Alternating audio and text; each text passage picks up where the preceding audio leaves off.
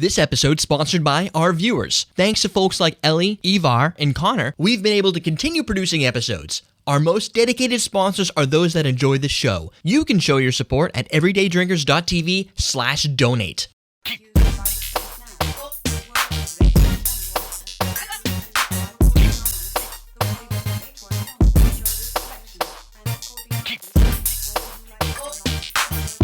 Welcome to Common Man Cocktails. I am your host, Eric Schomer, and today we're going to create the American Arrow. Now, this recipe was submitted by Francisco, who I believe from the way he wrote it, I don't know if he really knows exactly what the recipe proportion should be, except he knows the ingredients and what he thinks they are, and he wanted me to try it. So that's the best I got to go on. He gave me his estimate, which is like 1 ounce of 3 ingredients.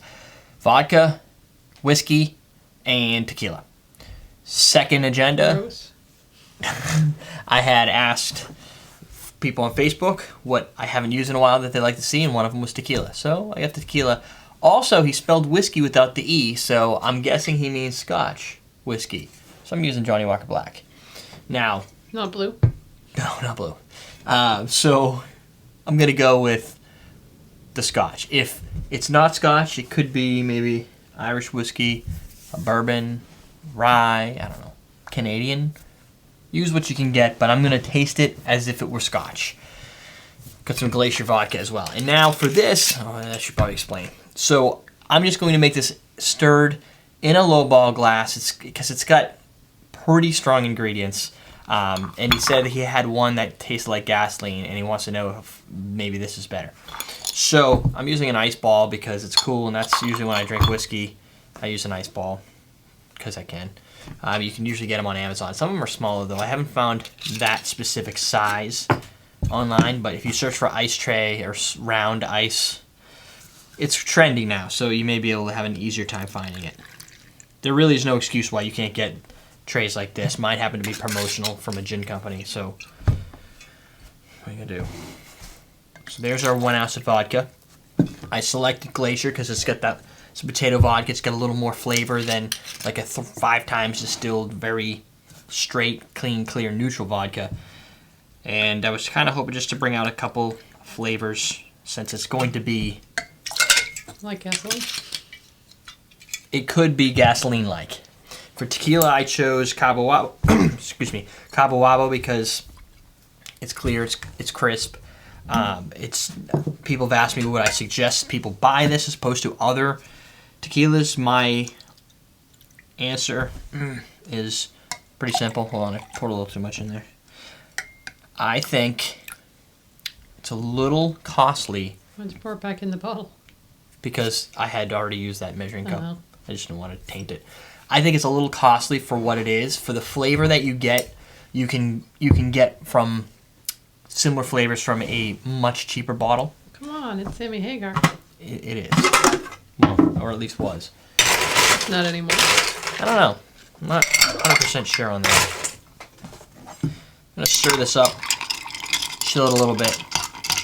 That way our ice stays a little more fresh in here. That way you could sip on this thing for 40 minutes and still have ice. That thing will last forever. 40 minutes? Probably sip on it for 2 hours and still have ice. You never watered down drink, but... I can go through 5 glasses of scotch with that ice ball. Because the beauty is, such surface area keeps everything nice and chilled without melting too much.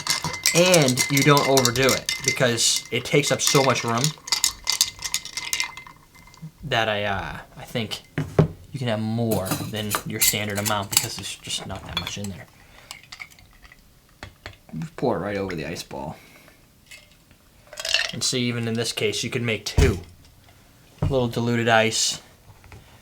Chill it up, bring a little dilution, get out some of the aroma. It's floating, so it's doing its job in there.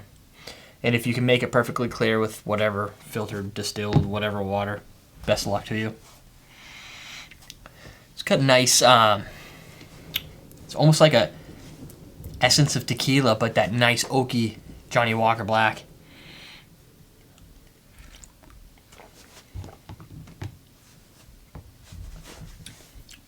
I think the gasoline thing is going to be per individual. I don't think this tastes anything like rocket fuel. I think if you were to have brought in like a quarter of an ounce of 151, that type of thing, you're going to get that kerosene flavor. This does have a little bite to it. It is strong. It's potent. Obviously, anybody who doesn't understand that 3 distilled products together doesn't make something a fruit juicy mixed cocktail. But all the flavors are present. Use a good rum. Rum. You could use rum, I guess. Use a good vodka, because use something with a little extra flavor, a little nuance to it so you can work on it.